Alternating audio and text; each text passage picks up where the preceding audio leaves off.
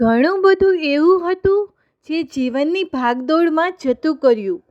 પછી ખબર પડી કે જે જતું કર્યું એ જ જીવન હતું. જીવનમાં જો તમારે ખુશ રહેવું હોય તો સૌથી પહેલાં પોતાના દુઃખને સંતાડતા શીખો.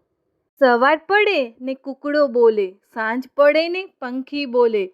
બસ માણસ જ એવું પ્રાણી છે જેને ગરજ પડે ને ત્યારે જ બોલે.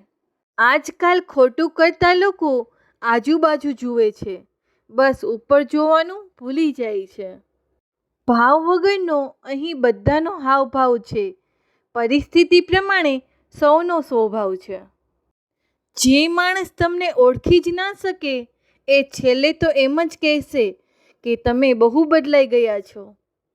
મુશ્કેલીઓનું સર્જન ત્યારે થાય છે જ્યારે ખાબોચિયું પોતાને સમંદર સમજવા લાગે છે. સંબંધ સમજદાર હોવો જોઈએ, ચતુર નહીં. ભોગવો એટલું જ તમારું, ભેગું કરો એટલું બીજાનું.